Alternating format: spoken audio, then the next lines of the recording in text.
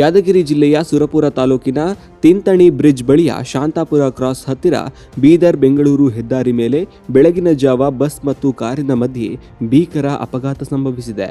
ಘಟನೆಯಲ್ಲಿ 4ಕ್ಕೂ ಹೆಚ್ಚು ಮಂದಿ ಸುಟ್ಟು ಕರಕಲಾಗಿದ್ದಾರೆ.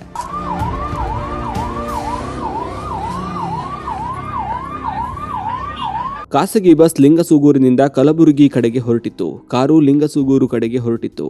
2 ವಾಹನಗಳು ಡಿಕ್ಕಿ ಹೊಡೆದ ರಭಸಕ್ಕೆ ಬೆಂಕಿ ಹೊತ್ತಿಕೊಂಡಿದ್ದು ಕಾರು ಮತ್ತು ಬಸ್ ಸಂಪೂರ್ಣ ಸುಟ್ಟು ಕರಕಲಾಗಿದೆ. ಕಾರಿನಲ್ಲಿ ಪ್ರಯಾಣಿಸುತ್ತಿದ್ದ ಎಲ್ಲರೂ ಸುಟ್ಟು ಕರಕಲಾಗಿದ್ದಾರೆ. ಸ್ಥಳದಲ್ಲಿದ್ದವರ ಮಾಹಿತಿ ಪ್ರಕಾರ 6 ಜನರು ಸಾವನ್ನಪ್ಪಿದ್ದಾರೆ ಎಂದು ಹೇಳಲಾಗಿದೆ. ಆದರೆ ಬೆಂಕಿಯಲ್ಲಿ 4 ಜನರ ಸುಟ್ಟ ತಲೆಬುರುಡೆಗಳು ಪತ್ತೆಯಾಗಿದ್ದು ಇನ್ನೂ 2 ಮೃತದೇಹಕ್ಕಾಗಿ ಹುಡುಕಾಟ ನಡೆದಿದೆ ಎನ್ನಲಾಗಿದೆ. ಕಾರಿನಲ್ಲಿ 6 ಜನ ಪ್ರಯಾಣಿಸುತ್ತಿದ್ದಾರಾ ಅಥವಾ 4 ಜನರು ಮಾತ್ರ ಇದ್ದಾರಾ ಎನ್ನುವುದು ಪೊಲೀಸ್ ತನಿಖೆಯ ಬಳಿಕವಷ್ಟೇ ತಿಳಿದು ಬರಬೇಕಿದೆ.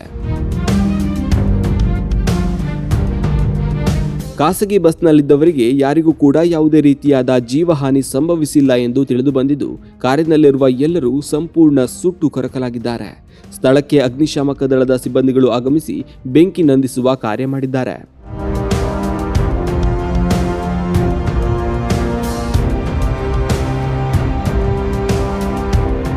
ಸುರಪುರ ಠಾಣೆಯ ಪಿಐ ಉಮೇಶ ಎಂ ಸೇರಿದಂತೆ ಸಿಬ್ಬಂದಿಗಳು ಕೂಡ ಆಗಮಿಸಿ ಪರಿಶೀಲನೆ ನಡೆಸಿದ್ದಾರೆ.